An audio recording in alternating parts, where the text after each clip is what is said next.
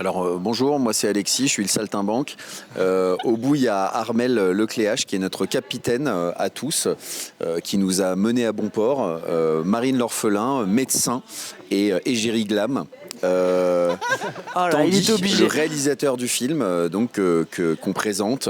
Hugo, le taiseux solitaire, mais qui vient d'avoir une 3e étoile, respect gastronomique. Et Marie-Jo, qu'on ne présente pas, évidemment, emblème des Français, reine de Guadeloupe. On est ici à Val d'Isère pour présenter le magnifique film qu'a réalisé Tanguy suite à notre traversée de l'Atlantique sur l'ultime Banque Populaire.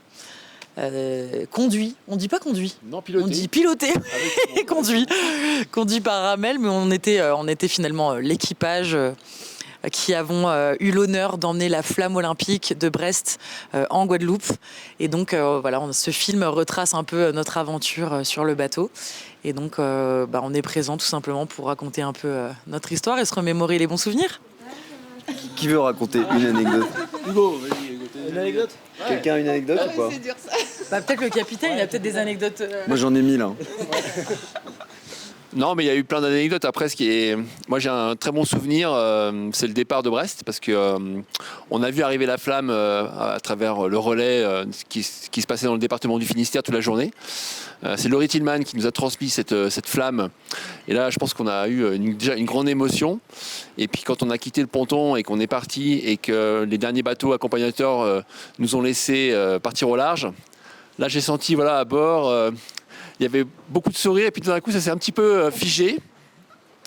Ça a un peu refroidi l'ambiance parce que là finalement on partait vraiment traverser l'Atlantique et quand même j'aurais quand même les féliciter parce que certains n'avaient jamais navigué sur un bateau et leur première navigation c'était de traverser l'Atlantique à la voile sur un ultime qui est l'un des bateaux les plus rapides au monde à la voile, donc voilà, c'était une sacrée aventure. C'est vrai qu'en fait on se connaissait pas du tout avant et on a vraiment des profils différents et des caractères différents.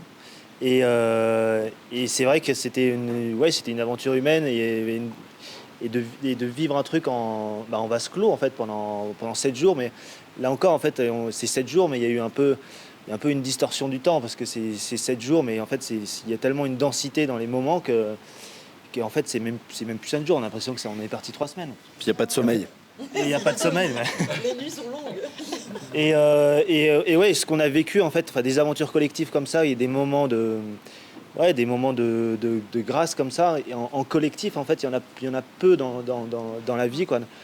Donc c'est sûr qu'on on a embrassé ces moments, mais pleinement, quoi. Pour ma part, c'est ma première fois à Val d'Isère. Et puis c'est vrai que dans la voile au large, il y a toujours un peu cette idée d'aller voir ailleurs, d'aller découvrir des nouvelles choses.